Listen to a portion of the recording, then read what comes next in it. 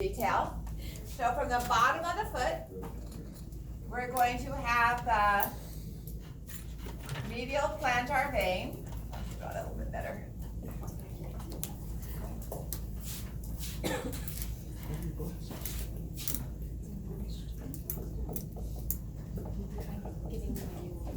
Medial plantar vein and lateral plantar vein. This would be the right foot. All right, so big toe side is medial plantar vein. I think we're ready for 52? Yes. Okay. So 52 will be medial plantar vein, and 53 will be lateral plantar vein on the bottom of the foot.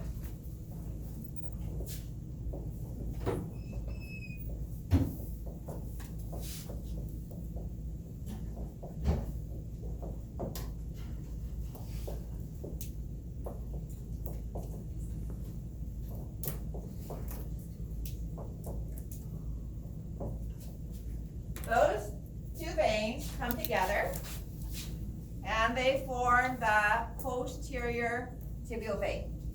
So they pass under the medial malleolus, inside the ankle, and form the posterior tibial vein.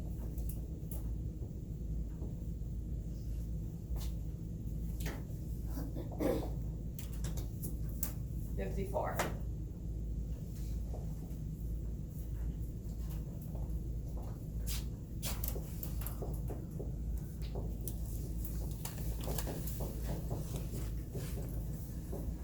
So just like the posterior tibial artery gave off 3 branches, it gave off the fibular artery, and then it terminated by forming the medial and lateral plantar.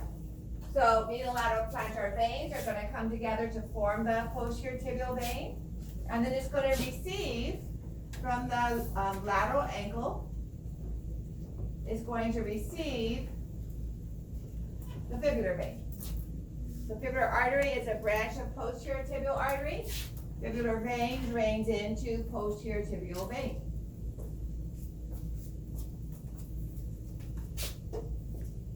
So far, we're just paralleling our arteries. And again, fibular vein is the current name for the peroneal. Matches that fibula better, all right? All right, so that's posterior leg. So here is the posterior tibial vein, and it's receiving the fibular vein. All right, that runs right along the fibula there. Now, from the top of the foot, we have the dorsalis pedis vein, down with the dorsalis pedis artery. So we'll draw that solid because it's on the top of the foot. It's going to form the anterior tibial vein,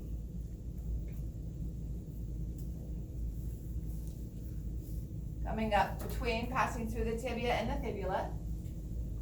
So 56 is anterior, well, 56 will be dorsalis pedis, and 57 will be anterior tibial vein. The dorsalis pedis vein drains into anterior tibial. Does the anterior tibial drain into the posterior tibial? Does anterior tibial drain into posterior tibial?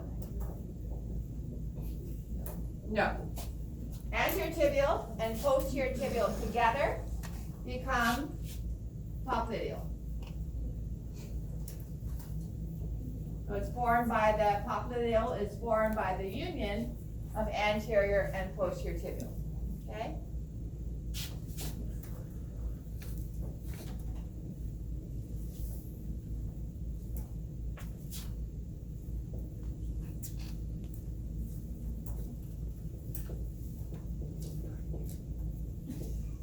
I'm not going to draw them in, but the genicular veins would be draining into them there as well.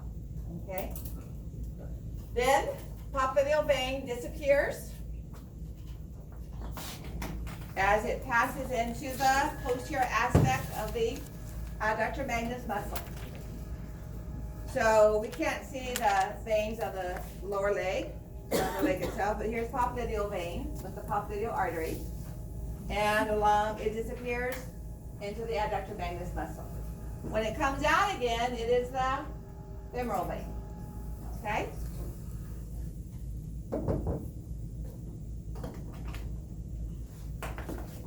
So I'm going to draw that segment over here. Well, I guess we can have a really short femoral vein.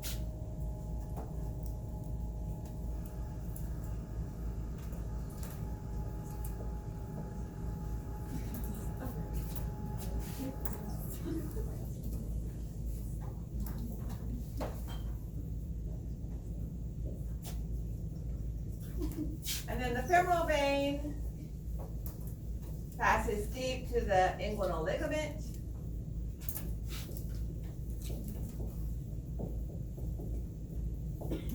And once it's inside pelvic cavity, it's now the external iliac.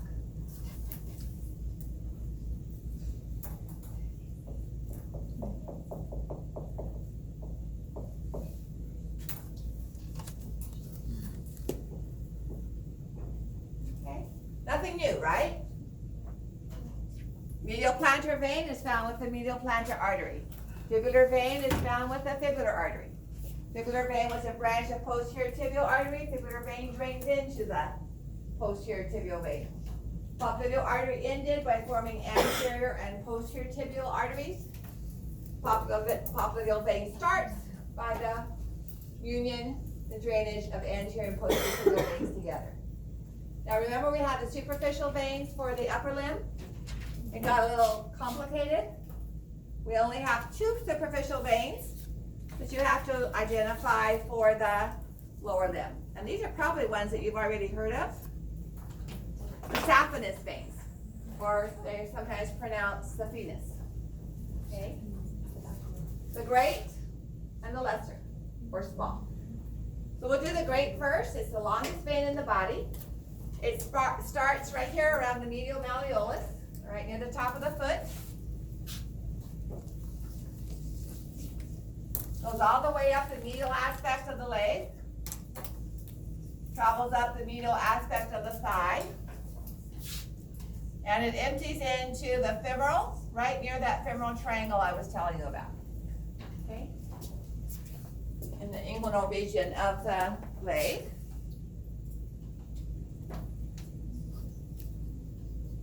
So here's the image of the great saphenous, medial to the knee, comes up and empties into the femoral vein just before it passes deep to the inguinal ligament. So that will be number 60.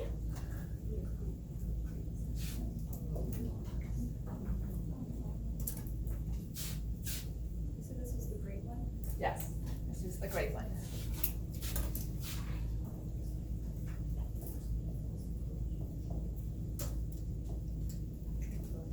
This one is sometimes harvested in the leg to provide a vessel for bypassing blocked coronary arteries. So if someone has coronary bypass surgery, it's often they'll take about a 15-inch to longer segment of the great saphenous vein. So my father-in-law had a double, a triple, and then something else. So he had this 18-inch long surgery on the inside of both legs. And that's the great saphenous. The small saphenous is a little bit more difficult, not hard, but a little bit more difficult to get the idea across because it does start on the lateral ankle. The fibular vein starts, okay? But almost immediately it passes right in the midline. And I often illustrate this with, I wasn't alive during World War II, okay? I promise. But stockings back then were made out of real silk. And silk was being used for parachutes. And nylon stockings had not yet been developed. And nobody wears stockings now unless it's wintertime. But to look as if they were wearing stockings, because to be dressed, if you're going out to dinner or the movies or whatever, you wore stockings. And stockings were not, they had a seam where the silk was woven and then sewn together, and so there was a seam right up the middle of the back of the lower limb. And part of being dressed properly was to make sure your friends or your roommate or whatever made sure that that seam was straight. So without actual stockings, they would draw that seam on each other's lower limbs. I mean, they didn't wear really, really short dresses, so probably up to the knee. And so right where you would draw that seam, coming up the middle of the calf, if you were to dissect down on a cadaver or a body for a cut down and look, you would, within a centimeter or so of the skin, you're gonna find that small saphenous vein, all right? So I'm gonna draw it laterally because it's really just exactly behind the posterior tibial there, because it's right in the midline, that's where the posterior tibial is. But I'm gonna draw it laterally because it does start lateral, all right? But then as soon as it can, it gets around to the midline of the calf and goes up the back of the calf, and it empties into the popliteal. So it doesn't go any higher than the back of the knee. So I'm gonna draw it as the most lateral vessel here, but I want you to remember that except where it starts at the lateral ankle, it becomes midline, okay? So we'll just draw it out here.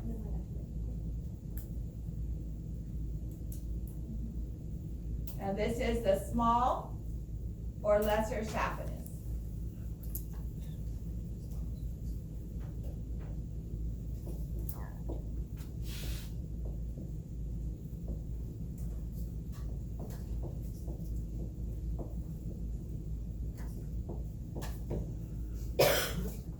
So it's helpful to utilize that when we're trying to determine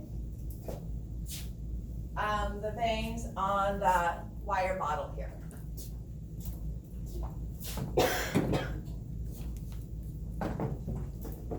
So first of all, looking at the veins of the upper limb, the posterior ones are the deep ones. And in this newer model, they don't come apart. So this is lateral, this is medial. So this would be the radial vein right here, and the ulnar vein, and they form the brachial vein, okay? Then if we look at the superficial vessels, and I wish they would be in a different color, but they're not. So the most lateral is the cephalic vein. So this is the cephalic vein here, draining into axillary just before it becomes subclavian, all right? And then here's the basilic on the little finger side, draining into the axillary just after the brachial ends. And remember I said the Y pattern? So here's the median antebrachial, and then we have the median cephalic and the median basilic, okay? All right, looking at the lower limb, here is the great saphenous. It actually should be, here we go. Here's the great saphenous, draining into the femoral, okay? Here's the femoral and popliteal. So how do we know which is anterior tibial and which is posterior tibial? Anterior tibial didn't have any vein draining into it, right? But posterior tibial does. So this one that has a short little branch right here, this is the fibular vein, and it's draining into posterior tibial, all right? This then would be the anterior tibial.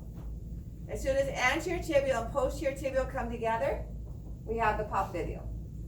And then the small saphenous is draining into popliteal. So if I wanted to take femoral on here, I'd go somewhere up here, okay?